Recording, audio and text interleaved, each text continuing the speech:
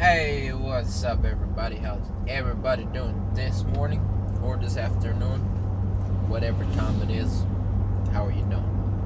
Thank you for coming to this channel. I really appreciate it. Please like, comment, subscribe, all that good stuff. Anyway, let me get to it. Today, I want to speak about important subject. And I want to start making shorter videos, okay, instead of having a very long formatted videos. I've been wanting to do shorter videos forever, but I love to talk about keto and crap. But I will try to be very concise with a good summary. You know, some people don't want to listen to long top videos. And I think I'm gonna also start a podcast where I would be able to speak in a longer format and have the YouTube videos in a shorter format. But anyway, let me get to it, guys. So, should you use common sense when dieting? Okay. I see a lot of people that use common sense. A lot of people don't use common sense.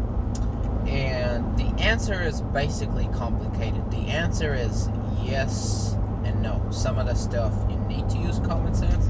Some of the stuff you should not be using common sense because common sense just does not fucking apply to the subject, okay? And one of the biggest misconceptions out there, I don't know, a lot of people probably disagree with me on this point, okay? On Facebook groups and YouTubers and stuff like that, one of the common sense misconception is whenever they tell you when dieting during a ketogenic diet, they tell you, hey, if you want to lose fat, you know, you shouldn't be consuming much fat on a ketogenic diet, okay?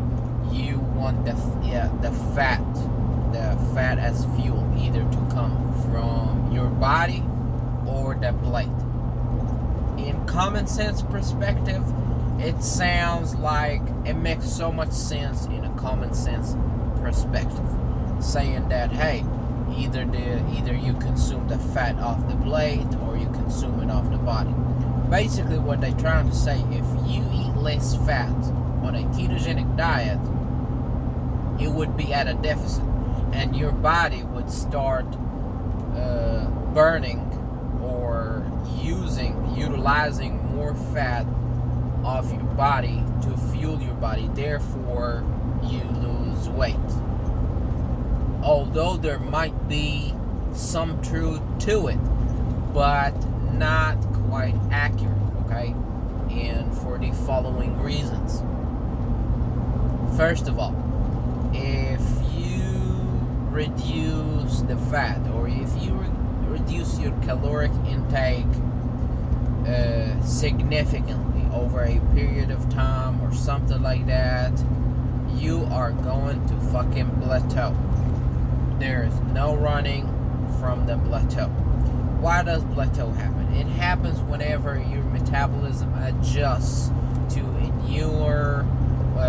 adjust to a lower caloric intake, okay? If you were consuming, for example, 2,000 calories, and then you drop your calories by 500 calories, you start consuming 1,500 calories, let's say you're at a deficit for 500 calories for several months, your body will adapt to that caloric intake. So if you already at a deficit and you take the advice of somebody who tells you to eat less fat, you know, then things are gonna get bad for you. Your hormones are gonna get out of whack. Your metabolism is gonna get some sort of a, you know, almost like you're gonna get into the damaged metabolism zone if you get too low in the caloric intake. Who should actually, for example, apply the idea of, you know, if you eat less fat? If you are at a surplus and then you do do a slight deficit, where you reduce the fat, then you would probably notice a weight loss with no side effect of, down regulating your metabolic rate. But again, if you're at a deficit, you should not be dropping more fat. So that's one of the biggest things that annoys the fuck out of me, and so many people believes in it, because it works for a limited amount of time. Whenever you try it, you start losing weight, and then you plateau. Oh, what happened? I plateaued. What am I gonna do? Eat 500 calories a day?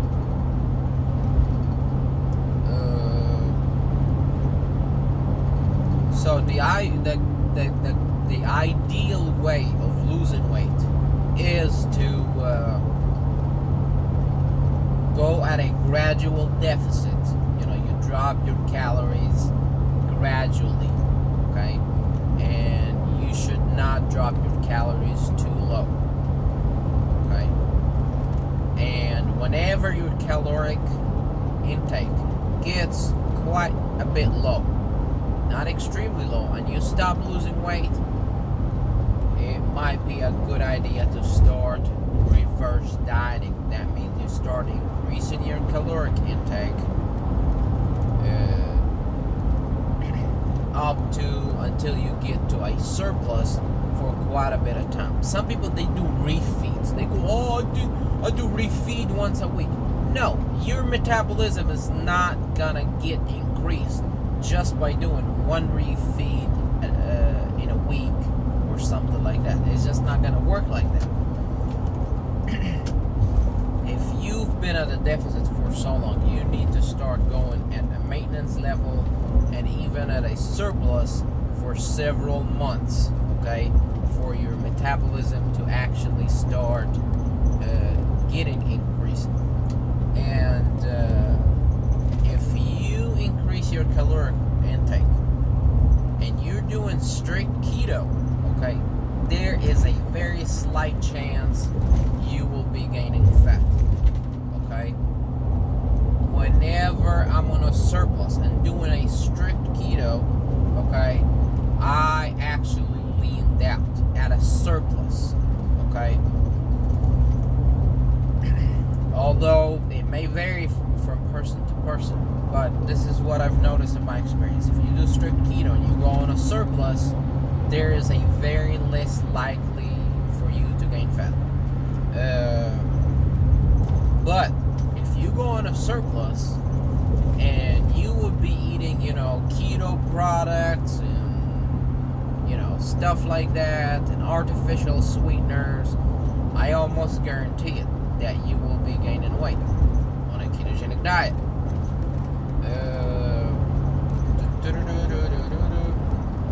What else? Yep, that's it for today, guys. Please subscribe, like, comment, all that good stuff. And I'll see you in the next video.